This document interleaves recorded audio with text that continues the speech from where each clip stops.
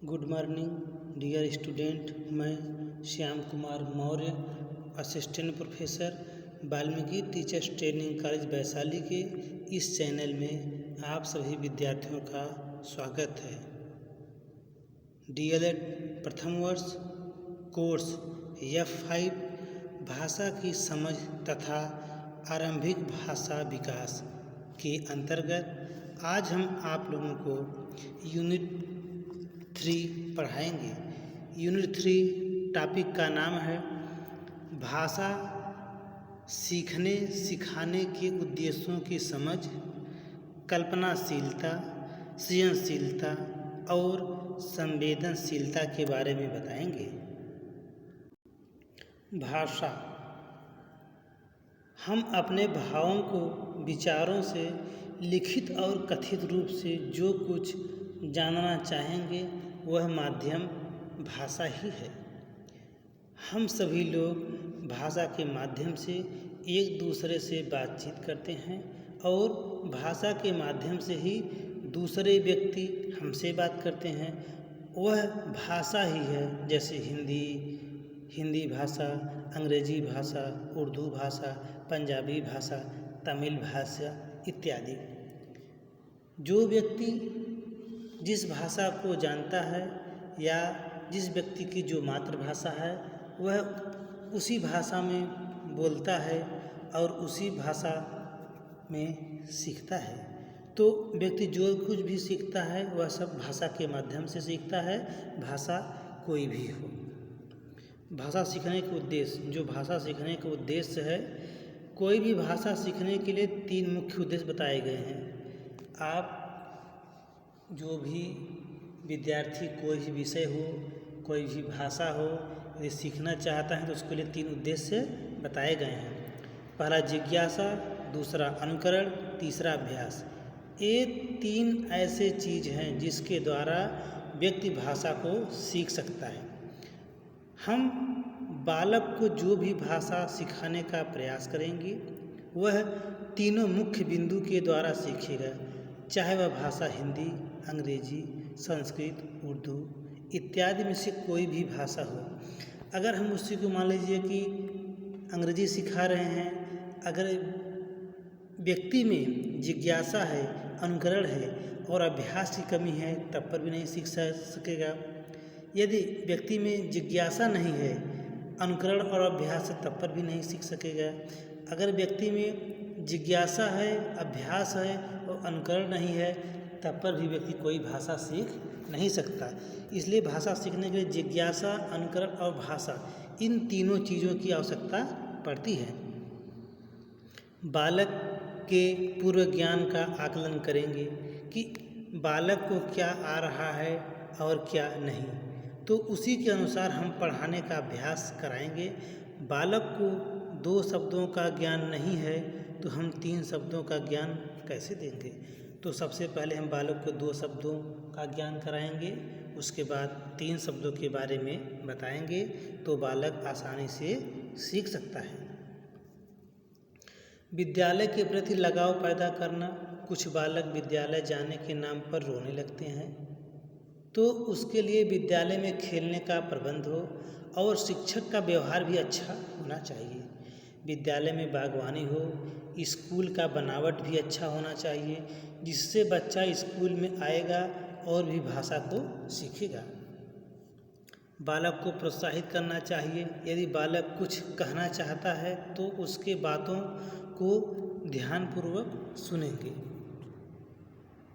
आनंददायक खेल का प्रबंध करना चाहिए, क्योंकि बच्चे खेल के माध्यम से सीख जाएगा। कुछ शिक्षा दार्शनिक खेलों को महत्व देते हैं, जैसे जॉन डीवी मॉन्टेसरी पद्धति खेलों पर ज़्यादा महत्व देते हैं।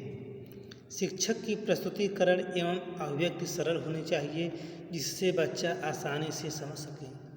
जो भी शिक्षक बच्चे को पढ़ाएं उनकी वाणी, अभिव्यक्ति आसान होना चाहिए और कठिन शब्दों का प्रयोग नहीं करना चाहिए। कल्पनाशीलता का अर्थ है एक साहित्यिक काम जो आंशिक या पूर्ण रूप से तथ्य पर आधारित होता है और लिखित रूप में लिखा जाता है। कल्पना का सामान्य अर्थ किसी वस्तु का दृश्यांकन दिखाई देना। जब हम सभी लोग कोई कार्य की योजना बनाते हैं तो मस्तिष्क में पहले चिंतन करते हैं, इसके बाद उसका दृश्यांकन करते हैं। कल्पनाशीलता एक मानसिक प्रक्रिया है जिसके द्वारा हम अतीत के अनुभूतियों को पुनः संगठित करके एक नया रूप दिया जाता है, उसे हम कल्पना कहते हैं। कल्पना वह वस्तु है जिसके द्वारा हम किए गए नए वस्तु का निर्माण करते हैं। जब हम किसी वस्तु का निर्माण करते हैं तो वह कल्पना के द्वारा ही करते हैं। कल्पनाशीलता की परिभाषा मैकडूगल के अनुसार कल्पना दूरस्थ वस्तुओं के संबंध में चिंतन है।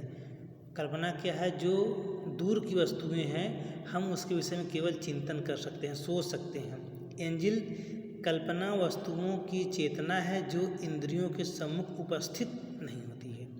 वुडवर्थ कल्पना एक मानसिक प्रक्रिया है जिसके द्वारा एक नवीन वस्तु का निर्माण करना होता है, उस वस्तु का निर्माण करना जो पूर्व काल में देखी गई न हो, जिसका निर्माण हम कल्पनाशीलता के द्वारा करते हैं।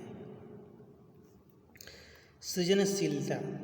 सृजनशीलता का अर्थ योग्यता, कल्पनाशीलता, रचनात्मकता का सृजन उत्पन्न करना है। सृजनात्मकता ज्ञान, सूचना तथा कौशल के क्षेत्र में पाई जाती है। नवीन तथ्यों का निर्माण करना ही सृजनशीलता है। परिभाषा क्रो एंड क्रो के अनुसार सृजनात्मकता मौलिक परिणामों को व्यक्त करने की एक मानसिक प्रक्रिया है। जेम्स ड्रोवर ने कहा, सृजनात्मकता मुख्यतया नवीन रचना का उत्पादन करने में होती है। आइजंग के अनुसार सृजनात्मकता बालक नए संबंधों के ज्ञान को उसकी उत्पत्ति में चिंतन के परंपरागत तरीकों से कुछ भिन्न या साधारण विचार से उत्पन्न करने की योग्यता है।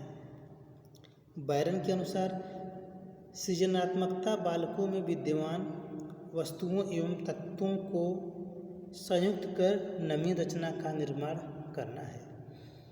कल्पनाशीलता सृजनशीलता की विशेषताएं: मौलिकता व नवीनता, स्वप्नदृष्टा, जिज्ञासा, साहसी, संवेदनशील, स्वकेंद्रित, भविष्यदृष्टा, बहिर्मुखी, उत्सुकता, स्वतंत्र शक्ति, निर्णय लेने की क्षमता, ये सब सृजनशीलता की विशेषताएं के अंतर्गत आती हैं। अब हमारा टॉपिक है संवेदनशीलता, सेंसिटिविटी। साधारण शब्दों में संवेदनशीलता का अर्थ है दूसरों के दुख दर्द को महसूस करना। दूसरों को दुख दर्द को महसूस करना। जब हम कोई मूवी या नाटक, ड्रामा देखते हैं, अगर दृश्य में ट्रेजेडी का दृश्य दिखाई देता है तो हम रोने लगते हैं और कॉमेडी का दृश्य दिखाई दे तो हम हंसने लगते हैं।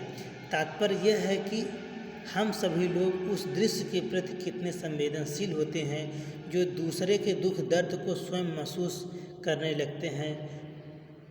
यही संवेदनशीलता है।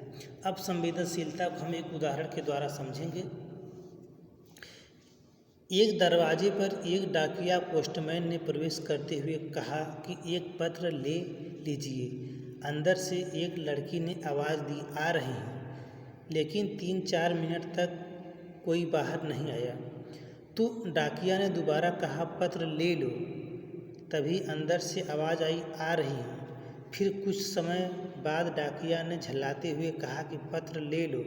लड़की ने कहा कि दरवाजे के नीचे से पत्र डालकर चले जाओ। तो डाकिये ने कहा कि मुझे आपके हस्ताक्षर की आवश्यकता है और मैं पत्र को दरवाजे के अंदर नहीं डाल सकता। कुछ समय बाद अंदर से एक अपाहिज लड़की आती है जिसे देखकर पोस्टमैन सब कुछ समझ जाता है। इसके बाद लड़की का जब भी पत्र आता या मनी ऑर्डर आता, पोस्टमैन एक बार दरवाजे पर आवाज़ देकर कुछ समय तक इंतज़ार करता और लड़की आती और अपना पत्र या मनी ऑर्डर ले जाती। यही प्रक्रिया 3-4 महीनों तक चलता रहा। डाकिया नंगे पैर ही सबको पत्र बांटता था। जिसको किसी ने ध्यान नहीं दिया। एक दिन लड़की ने डाकिया के पैरों के निशान को कागज़ पर बना लिया और अपने नौकर को बाजार भेजकर एक जोड़ी जूता डाकिया के लिए मंगवाया। इसके कुछ दिन बाद दीपावली का त्यौहार था। पोस्टमैन को दिवाली के दिन सभी ने कुछ न कुछ दिया था।